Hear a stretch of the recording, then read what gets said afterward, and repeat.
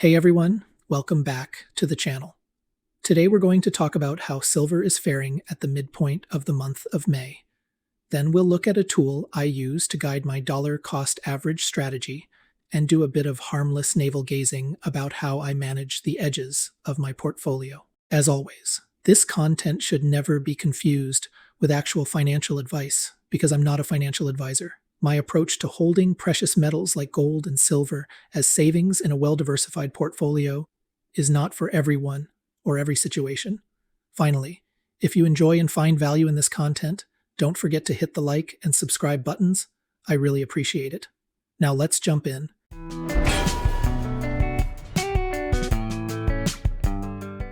Regular viewers will remember that I navigate the silver market 1 month at a time.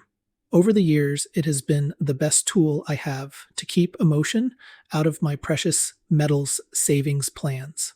This behavior comes from when I was a kid and my parents had this money rule. If you want something, sleep on it. If you still want it the next day, then maybe do something about it after sleeping on it a second night. It was a powerful move for them to navigate a toy aisle with me, and I've adapted it to help me in the precious metals market, especially when it comes to buying silver. I need a rule because the price of silver moves too fast, sometimes in the wrong direction, but usually nowhere if you wait a month. Silver is a market full of short-term holders who are just as frustrated and angry at silver as long-time bag holders are. Then there is the speculation, hyperbole, and general doomsday nonsense.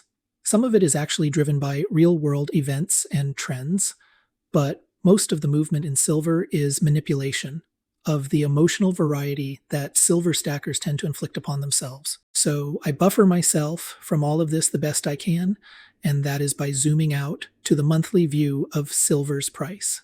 And looking at the month of May, it seems we're seeing a continuation of April's move up and out of a long-term wedge pattern. Are we breaking out here? I'm dangerously close to saying it sure looks that way, but not yet. I'm hesitant to embrace this recent move because I continue to think that some sideways action here between $28 and $29 would eat up the selling we've traditionally seen at these levels. Remember the wicks we looked at previously? If not, I'll leave a link in the description. I'd really like to see us just churn here and exhaust the sellers before moving up. This will also give the moving averages a chance to catch up to price. Together, both of these will build out a base of support that will make a foundation for the inevitable move to $30 per ounce and beyond.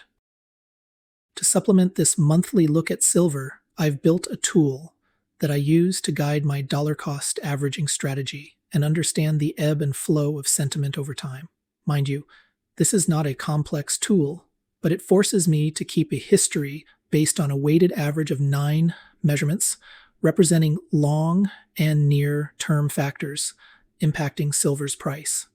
I use this score to make adjustments to how much I allocate to buying silver every month. The factors cross economic, social, and retail measurements, giving me a score between 0 and 100 that is probably more valuable than looking at charts because these factors playing out tend to create the charts. When this measurement is between 0 and 30, I'm increasing the size of my purchases.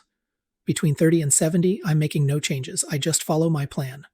Readings between 70 and 100, I'm decreasing the size of my purchases. My buys get bigger as we approach 0. My buys stop as we approach 100. I ran numbers this morning, and the score has dropped to 25, just a bit under the change nothing zone. If this was the start of June, I'd add a bit to my planned silver order. For example, if I usually buy 10 eagles a month, I'd buy 11. If the reading was 75, I would buy 9 eagles instead of the usual 10. I use this tool for managing the edges of my portfolio, representing the parts of my savings and investments that aren't on autopilot, which is to say, for anything that isn't core to my long-term plan. These would be things like retirement accounts. I'm just always buying there. It's money that I won't need for decades. This represents about 80% of my portfolio, leaving 10% on each side. On the bottom 10, I have things like gold and silver, mostly gold if I'm being honest, and numismatic coins. These aren't the things I really like to collect, like space coins, coins from Poland and Morocco, or the majority of my silver Kennedy set. Some of these are worth a decent amount of money and might be scarce, but they aren't rare.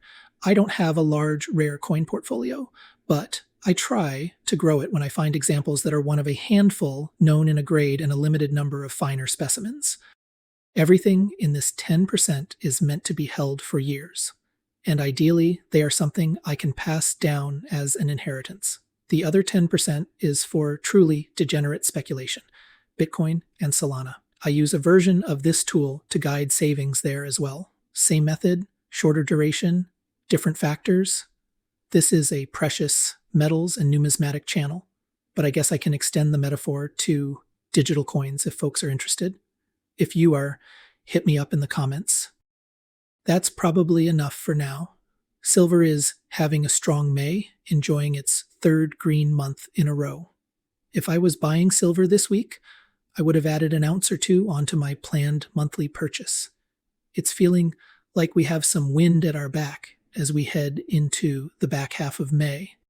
It is worth noting that this is the anti-pattern to silver's traditional seasonality behavior, though.